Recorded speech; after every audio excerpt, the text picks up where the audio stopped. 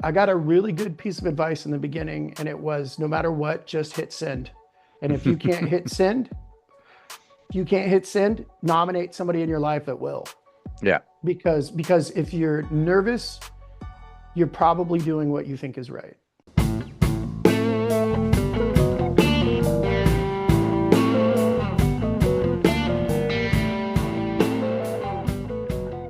Today on Hustle 50, I'm bringing you a guest who literally builds things for a living, and lately he's been building something a lot of people didn't see coming. Thoren Honeycutt is the founder and owner of Hyperion Development, a Seattle-rooted construction company. With over 40 years of combined team experience, Hyperion has built a reputation for craftsmanship, care, and precision on everything from full home remodels to decks, kitchens, and major additions. Shortly after launching Hyperion, Thoren started making content. Not your typical contractor look at this before and after stuff, but bold, honest, short form videos about the things people actually argue about online. Here's the thing. Masculinity isn't under attack. It's being corrected. Strength was never harassment, and confidence was never cruelty. Leadership was never bullying people who were different than you. What's actually happening is simple. If your version of masculinity can't survive accountability, empathy, or restraint, it wasn't masculinity. It was entitlement with muscle behind it. Societal issues, culture, the stuff most business owners stay far away from. The result? Viral shorts, a growing audience, real engagement, and new business for his construction company. He's now taking that momentum into long-form territory with his Table 18 podcast on YouTube, where he sits down with his guests, including our friend Damon Conklin, for the kind of conversations you don't usually hear from someone who swings a hammer for a living.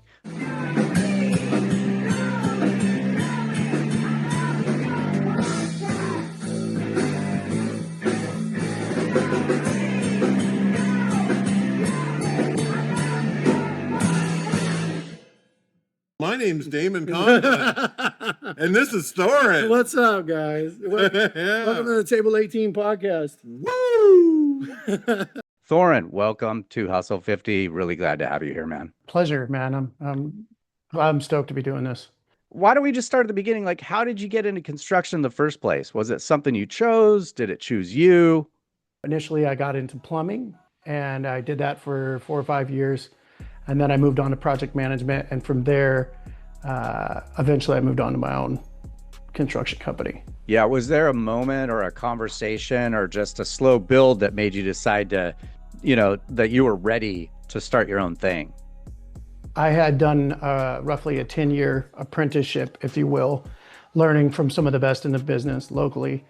And it seemed like the right time. Personally, I was burnt out. I was tired. I had worked myself into a lucrative position, executive level management, lots of people under me. But the further that went, the more I really just realized that wasn't for me. That path wasn't going to be my path. Yeah. I don't do well reporting to others. That's why I run my own company. I don't have a lot of tolerance for bullshit. And I find like when I worked in corporate and or under anybody, ultimately a lot of my job was like finessing numbers and making people feel better about why they were spending something. And where I really thrive is managing down. I love managing people. I love empowering people. I love making them feel good about where they work. I hate reporting up to make and I don't really need much to come to me in order to do that. So it's like, why am I working for somebody else when I could just do this for myself? Yes, it's gonna be scary to strike out on my own. But man, when I struck out on my own, I was so young, like I didn't really have much fear of it. It was just like, go hustle, go like make those connections, do whatever you got to do to win business. And so how did you land your first clients? Like what did those early jobs teach you about how you wanted to run things? And talk a little bit about that, like early days, which is actually not that long ago, right? I mean, it's only the last couple of years. Yeah, it wasn't that long ago. I mean, essentially, to kind of dovetail nicely into what you had just said.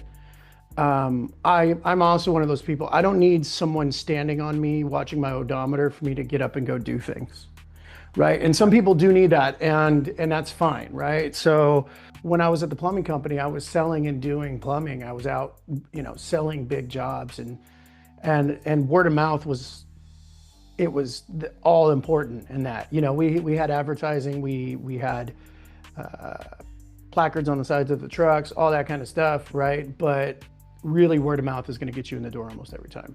Yeah, it's a constant theme. There are several themes that just keep showing up in these interviews with people that had started their own business. And one of them is, you really do have to participate in your community, talking to people about what it is that you're doing. And you can run all the marketing in the world. You can run ads.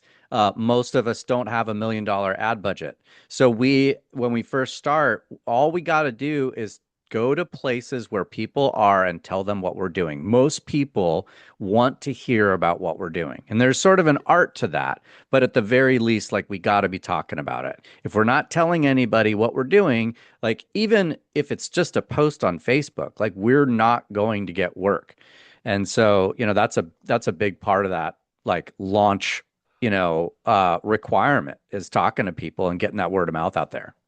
Yeah, absolutely. And not only that, with what you said, putting something on social media, there's times that I've noticed that, I guess what I would say is it falls out of memory so fast in modern times, whereas it used to be having a guy was a thing, right? People had their guy, and to be someone's guy was, that was kind of an ideal, right? You always had baked in customers. You were always going to have work, and it falls out of memory so fast these days that I've literally put up a Facebook post, and people who are like, "Oh yeah, that's right, Thoren does do that," even though he's already told me 10 times in the past month and a half, and then they called me. Yeah, so it's a you principle. have to be there. Yeah, it's top of mind. You have to stay top of mind. There's so many business owners that forget that just because you do what you do and you've told, let's say, your inner circle, your friends and family, your friends of friends, and you've gone through and done this 90-day push to let everybody know, make calls, send emails, do social media posts. They all are so busy in their lives, they forget. So 6 months later, when they need a deck or they need a full remodel of their basement or they need whatever, they may have forgotten about you because all your competition is staying top of mind. And Absolutely. So staying consistent with marketing and advertising is really important. And that means when you don't have a lot of money to spend on ads, you just got to keep telling people. And the easiest way to do it is to either get on the phone, send an email, or, do some organic posting. I do want to say, I've hired you. You've done amazing work. And I think that, one of the things I wanted to do in this interview was just touch on Hyperion and just say, hey, you put your money where your mouth is. And I just appreciate the work that you did for us, and we had an awesome experience. I think the story here, though, other than the fact that Thoren has not 9 lives, but probably 90 that we could talk about, and a rich, colored history of both, peaks and valleys. I think the story here is really your content. I'd like you to tell us about when you decided to start making content. What was the initial impulse? Was it spontaneous, or did you sit down on the idea for a while? Why did you start creating? I'm a creative person. I'm a creative, whatever that means these days. And so I wrote a book. I wrote a book about the stuff I had gone through and steps I had taken to overcome that, and just kind of life lessons. And there's 21 of them. It's called The Manual. And I'm probably going to someday work it into a workbook. But that was the impetus. And so from that, I was like, hey, I should write my story. And then I wrote my story, and I started putting my story online, and people received it really well. Biography, you mean more? Yeah. When you say write your story, you're talking more like your bio, right? Yeah. Yeah. I was writing a biography, and it's in short form vignettes, minimalist writing, and I started putting it out, and long story short, what ended up happening was I sat down with a guy who does content, and he was like, you're gonna have to market yourself before you ever sell this book. Okay, so the story really is you wrote a book, and then you went to somebody and said, hey, I want to start thinking about putting this out there. And they said, well, it'll fall flat unless there's content for people to relate to who you are. And That's right. They need a reason collective. When we say they, we mean people on social media you could reach through content you can push out to then build that trust and that following to then enable them to want to buy this book. You mentioned it before, my partner in crime and our close personal friend, Damon Conklin, is actually illustrating the book. Yeah, that's right, amazing. that biography book, and it's going to be great, right? And so he's a tattoo artist of some renown. There would be a push behind him illustrating a book, but also like, what am I bringing to the table? Why should anybody care? And so I started making content, and within a month, I went from 10,000 views one month to like 500 or 900,000 views the next month. Yeah. Yeah. Was there ever a moment where you second guessed putting strong opinions out there? Because I was watching your journey through your short form content, and a lot of it is just, really hard, heavy hitting, sharp points about society. Sometimes they're left leaning, sometimes they're right. It's not really like a left or right thing. It's more like, here is a perspective about common decency, which is really what I think you're trying to say. And so, we had a conversation about where that should live in the universe of your brand. And then you started pushing this out on your personal content, which was, I thought, a great idea, especially for the book, and not commingling with Hyperion just yet.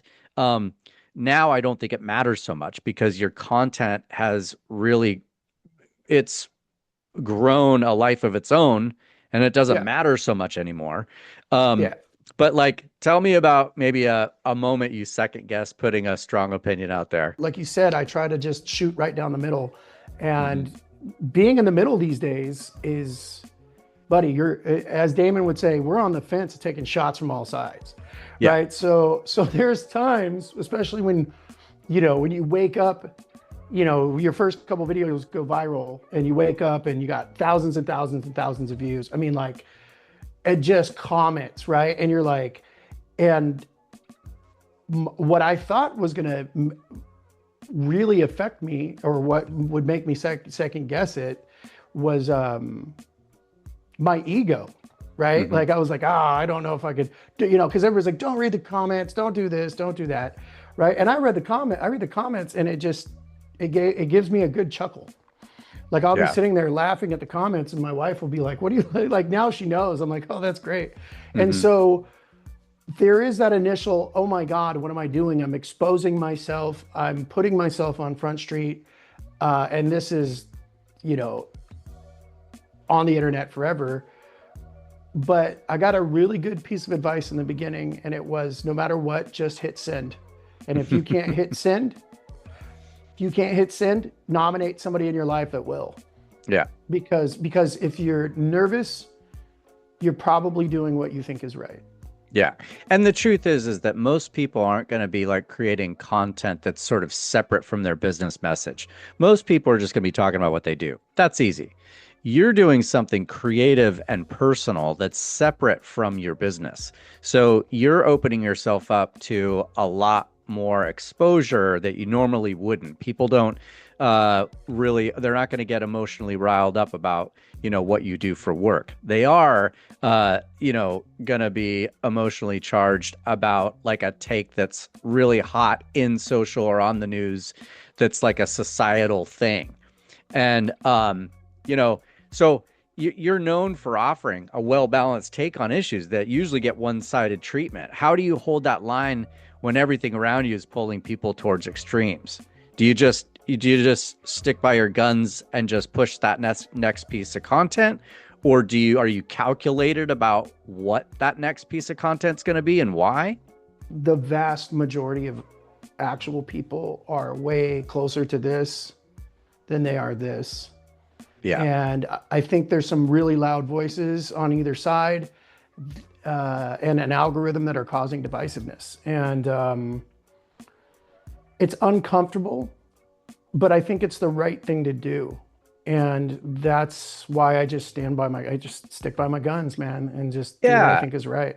Well, I've absorbed your content and it's logical. It makes sense. And I think what happens is especially in today's day and age, people get carried away because they're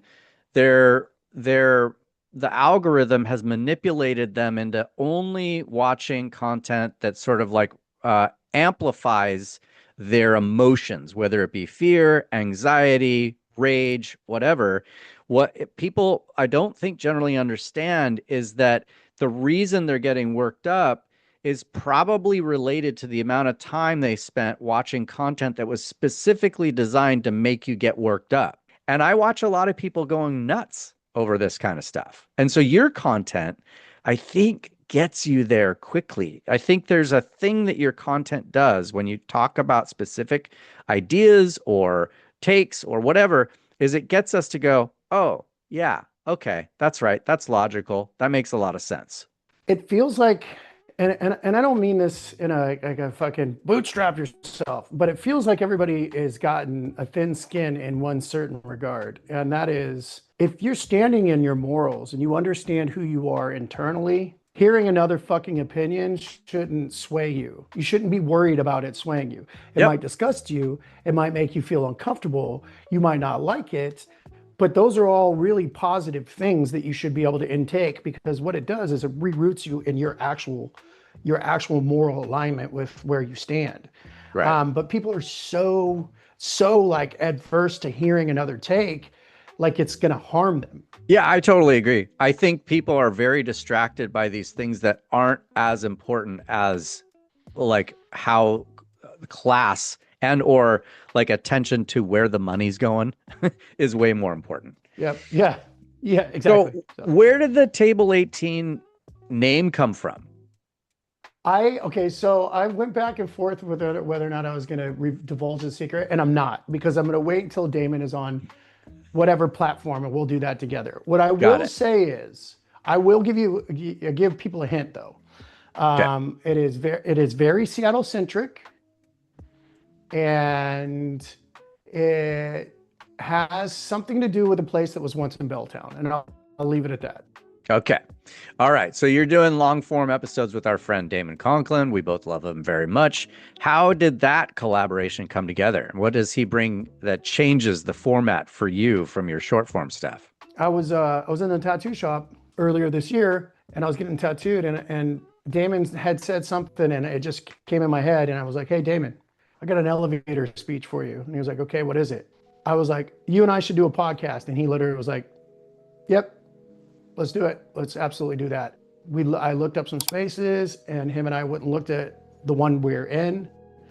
We were both like, "This has got what we want. We like it, and let's go from there." And then a week later, we were recording episodes that probably we had no business recording, because we had absolutely zero idea what we were doing.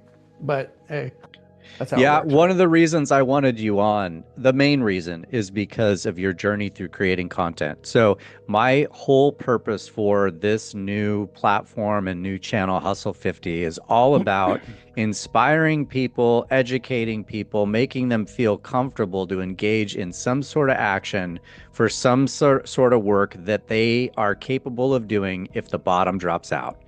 And I want people that are like scared shitless of like what's going to happen if they don't get the same job that they've had for 30 years to be able to start something new really quickly and know that like it's not rocket science, but you do have to take action. And a few people that I've interviewed so far they're like in the phase of starting out.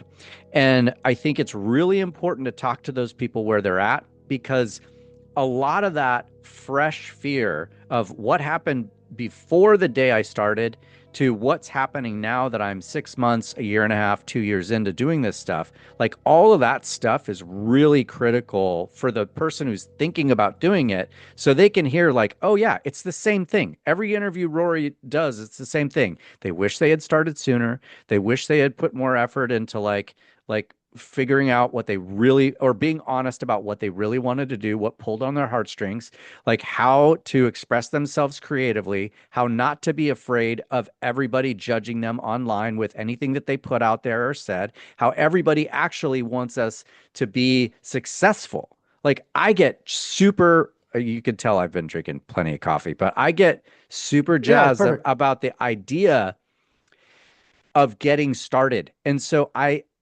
applaud and almost celebrate those dudes like you that were like, we don't know what the F we're doing. We just started. I had an idea. I was inspired. I took action. And dude, like, look at your content. It's exploding. It's like totally awesome. Not everybody could do what you're doing, starting like you did with short form and then transitioning that into table 18, which is long form. It's going to take longer to build, but it's like you're creating compelling content that I think is going to only grow and grow and grow, that you can parlay, into other content, other creative outlets, selling things, getting monetized. And by the way, I run a construction company that's dope in Seattle. And so remember that too. Like there's all these ways to take content that you're creating and parlay that into something either fulfilling or that you can monetize. And it's just like not rocket science, but it takes effort. And most importantly, it takes getting started and then committing and being consistent. And so like I just love it. I think it's amazing. I think it's only going to better places. And I don't think people really understand how simple it is to just get started and then be consistent, which is, what you've done. I do want to know though, what kinds of topics are you excited to go deeper on that you just can't crack open in a 60-second clip? So you've got your short form content on Facebook and other platforms, and those are like these one take under a minute hits, very specific, very targeted. But on table 18, like how do you envision that growing with the people that you're interviewing, and like where do you see it being in like a year from now with the long form content? Ultimately, long form stuff is definitely a showcase for really cool people, but it's also us talking about how to be pro-social and how we can do things to maybe disarm ourselves a little bit. Because we all need to have a voice. We all need to be heard, and everybody needs to be. I love the content. And I love the concept. I love it, especially because I think that there's a whole, like you said, there's confusion in society amongst males. There's a lot that we can say about suicide rate. There's a lot that we can say about toxic masculinity. And I don't use that term very often, but I understand that it is a term that gets addressed for a number of reasons. And I think that, you kind of, you hit it right on the head. You tackle like ways to think about things that are alternative to maybe what they've been told by a certain group of people, or they're being challenged by a certain group of people. And meanwhile, all these people have like inner dialogue that they're confused about. And I think sometimes your talking points just cut right through it and go, no, this is a way to look at it. And if you're thinking this other thing, you maybe want to stop that. Moving forward into this conversation of like parlaying the content, has the content actually moved the needle for the construction company, for Hyperion? It definitely has. Did you expect content creation to become like a business development tool, or did that happen organically?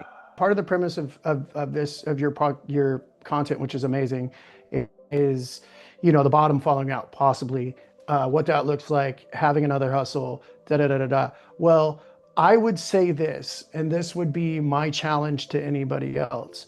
In a time where everything is unsure and you're not sure how this is going to work out, and the economy currently is crazy, and shit's a little scary, right? Um, I would say that we can't afford to not be authentic.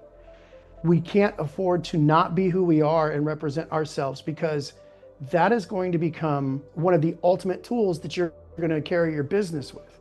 Because we live in a time and place where authenticity is huge, because it's just so few and far between. And so I'm not saying that I'm the most perfectly authentic person on the planet. I always am going to have work to do, but I do know this: the content that I make and the work that I do and the way that I show up is the same guy every day. And for me, I have this content that dovetails into who I am in my real life, so people can understand what my ethics and my values and my morals are, because that's really who I am. And in my advertising, I do the same thing, right? My advertising is kind of carried over to be directed in this, and it's I'm booked for a couple months to do bids, and Yep. and I'm blessed and grateful for that. And I think a lot of that is because I took a gamble on what I thought the appropriate marketing was, and that was no marketing. Yep. Yeah. And so like there's also like a certain trust that comes from people feeling like they know you before they even hire you. So to me, that's like a no-brainer. Like I don't want people to hire me that don't like me. So the sooner they know that, And the that's the better. whole point. Yep. The better for me. So if they like me, great. And so if that's one of the things, is like just getting them to feel like they trust me. There's like a certain stat out there that talks about how if somebody's had 5 to 10 watch hours with you, that's enough to build that trust, and then they'll hire you for anything. That's why I think long form content is great, because at the end of the day, once they've seen you enough, if you've created videos once a week for a year, from now, it seems to me what that equates to is at least one person by then that watches your show will be willing to hire you. If that's the case, 100%. then and that's a conservative estimate, then all we have to do now is Yep. make sure that that video is reaching the people in our area so they can hire us. Like right now, I'm not talking about what I do and what I've done for the last 30 years in my videos very much. I'm not inserting little like inserts that say, hey, by the way, I run an agency, I build websites, I help people with marketing. I'm not doing any of that just yet, because it's too new. I want to build a following and give a bunch of value by interviewing people with great stories, be really inspiring, be a good steward, and give stuff away. Eventually, very soon, probably, I'll start inserting those little like, hey, just a little, just a reminder, this is what I do. Sure. Um, but I think Why that wouldn't you? yeah, totally. I mean, right now, I know that I have to give. I have to give and give and give. And eventually, the idea here is that the dividend is people will engage with me on the back end. Um, and Yep. I kind of like talking about this stuff. So for me, it doesn't feel like work, or it doesn't feel like a burden. It feels fun. It feels exciting. I love exploring these ideas with Sure. people that are interesting, that have compelling stories. Um, so just really quick before we kind of move on, uh, what would you say to a contractor or a trade business owner who thinks content has nothing to do with their work? Like, So it, unfortunately, I mean, it has everything to do with your work, and for me with the marketing, I will say mhm, this: I don't know if you've actually seen this, because it's funny. It would be funny if you had it. Like I have specifically commercials that, or ads that have me saying, "Hey, look, people are worried about." Or people ask me if I'm worried about people not hiring me because I have tattoos and I cuss in my ads, and frankly, I'm counting on it. right. Right. And then I go into to talk about, because this is a very personal thing that we're doing. And if we don't vibe with each other, if I don't meet your pass your sniff test right now, keep on going, because we need to be able to work well with each other. So I would say that contractors, from what I've seen with the ads that they put out, I would say they're hugely important. They have been hugely important for me Hmm. and other people I know that are like kind of in the retail space when it comes to construction. And I would say figure out who you are Because we've all seen the ads like, "Hi, my name's Bill from Bill's Construction, and I construct because construction and loyalty." You know what I mean? And you're like, what the fuck is this guy even going on about, right? Like, it's like out of some guy chat GPT'd a whole bunch of scripts, sent them to him, right? Yep. And he's trying really hard, but you could just tell he's not comfortable. Yeah. And that I would say is like, you might get one or two,